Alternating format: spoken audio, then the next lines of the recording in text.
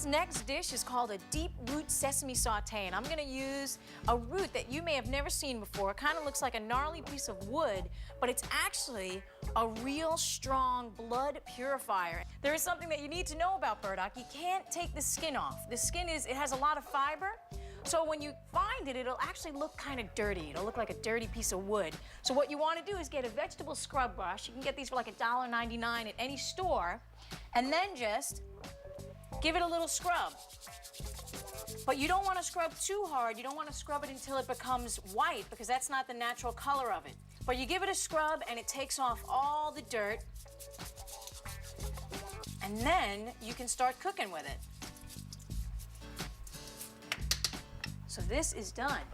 Now another thing about burdock is you want to make sure that you get a strong piece of burdock.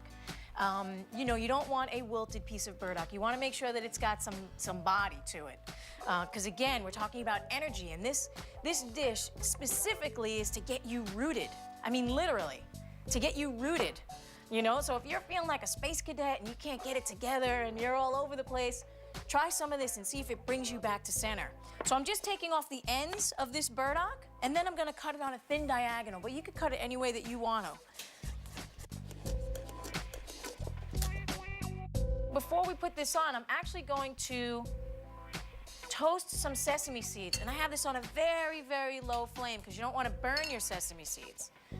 I'm just going to put some sesame seeds in here. Sesame seeds are rich in calcium and oils, good quality oils.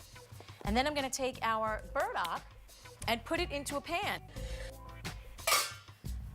So I'm going to put that at the bottom, and then we're going to chop up our carrot and put that on top. So I have our burdock and carrot in the pan, and I'm going to make a sauce that's going to go on top. So I'm using about a 1/3 cup of water, a tablespoon of toasted sesame oil. You could use 1 or 2 tablespoons, whatever you like. Some shoyu, which is naturally fermented soy sauce. I'm going to use about 3 tablespoons of that. And you guys can measure this when you get home. I kind of eyeball stuff because I've been in the kitchen a long time. And this is brown rice syrup. Now, brown rice syrup is a sweetener.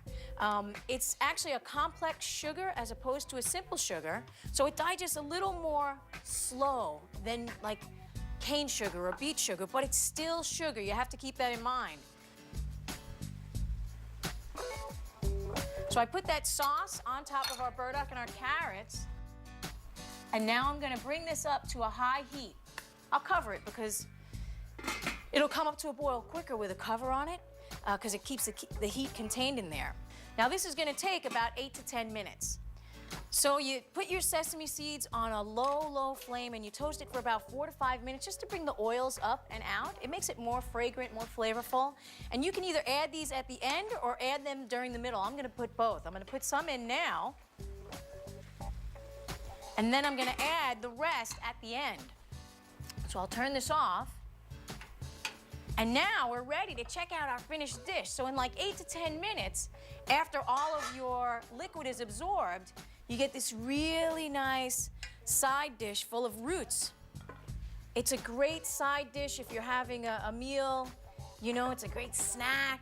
This is really sweet, actually. Very, very sweet. I'm also gonna garnish with a little bit of sesame seeds on there, like I put it on during and after, and it just gives it a little bit of freshness.